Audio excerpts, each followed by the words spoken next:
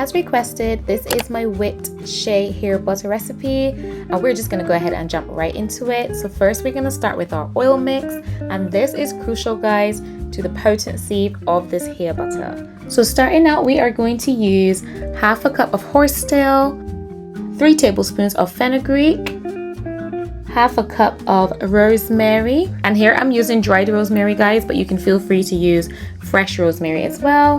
And lastly, we're going to have 3 tablespoons of cloves. Next, we're going to go ahead and blend all of our herbs together. I do prefer to do this method rather than leaving them whole, because I just find that it's easier to work with in a powder form before we then have to go in and add our oils to macerate the mixture.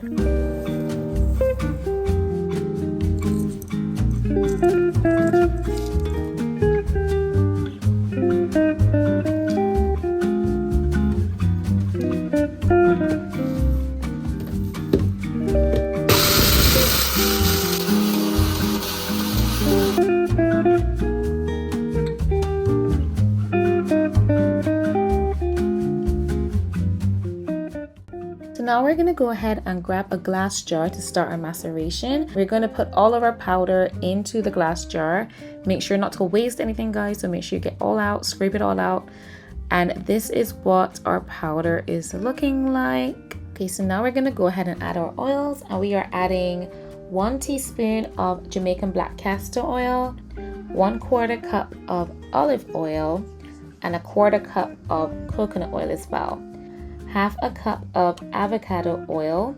Then we're gonna add a teaspoon of almond oil, and then a teaspoon of argan oil as well. And this is gonna be our mixture for today. This is subjective, guys. You can feel free to use any oil blend that you like. There's no hard or fast rule with this. I kind of just used what I had in the house. I would usually change this mixture depending on what I'm trying to achieve with my hair, to make sure all of your herb is covered with oil. You want to make sure that it's covered with oil, guys. If not, it's not going to macerate properly, and you can also leave room for bacteria or mold formation as well.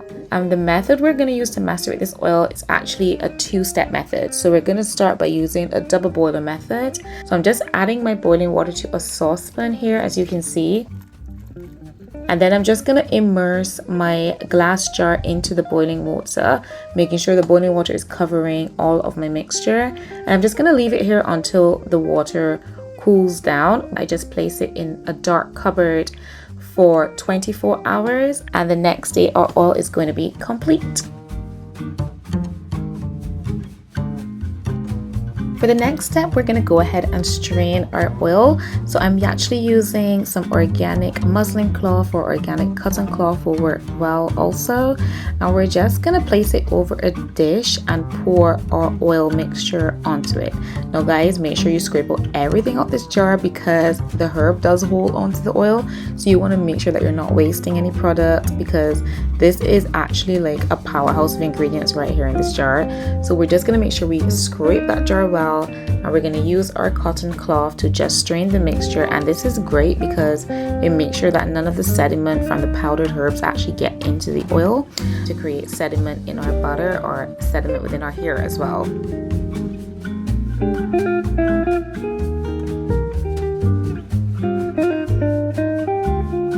Next up, we're going to start with our shea butter, and we want to make sure, guys, that our shea butter is actually soft.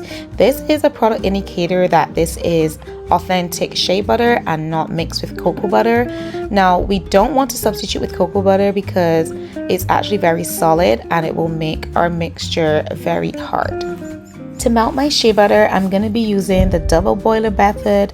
Now, I do not authorize using the microwave. It will actually leave your shea butter radiated, which will change not only the properties but the integrity of the oil as well, and the quality of the shea butter when it breaks down to an oil. And we really want to make sure we're maintaining those beneficial properties that we actually want for our hair. Now, as you can see, I'm just melting the shea butter in a glass dish over my boiling water, so that actually reduces the amount of direct heat which is going to affect our butter, and it just makes it naturally melt. As you can see, there's still some chunks left inside, which is perfectly okay. That's not a problem. It just shows that the shea butter is okay. Finally, we're just gonna go ahead and add our oil mixture to our shea butter and give it a good stir just to make sure that everything is mixed well before we begin our second half of our butter making process. Next, we're going to add our essential oils, which is the last step in our recipe, and we are using lavender essential oil and rosemary essential oil. Now, I know I don't have to go through what rosemary does. I think we all know now the benefits of rosemary. Excellent for creating blood circulation on the scalp, as well as promoting hair growth. Lavender as well does the exact same, however, is also great too for nourishing our scalp and keeping our scalp healthy and free from any fungus or bacteria as well. After that, we're just going to go ahead and pop our bowl in the freezer just until a slight frozen cast appears on the top, and then we're going to go ahead and whip our shea butter, and we do this by incorporating air into our butter mixture, and this is just going to help it come out fluffy. And you can just continue to do this, guys, until you actually reach the consistency that you want. I love when mine is smooth, whipped, and it just feels so airy, like a nice cream. And yeah, and that's about it.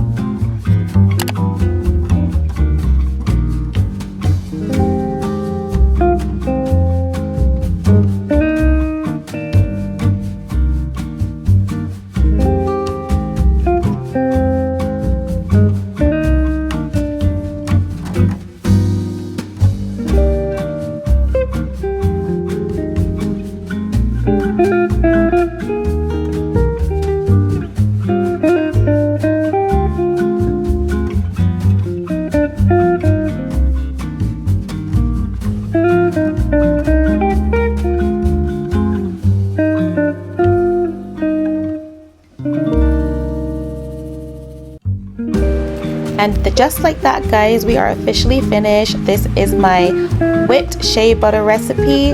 I hope you guys enjoy it, and do try it out and let me know what you think.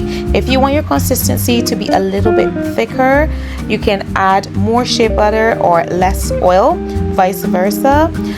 Sometimes I change the consistency of what I'm going for. So today I went with a little bit of a looser texture, but that can easily be fixed if that's what you prefer. So I just wanted to say thank you guys so much for watching. I hope you enjoyed it and look forward to seeing you in the next one.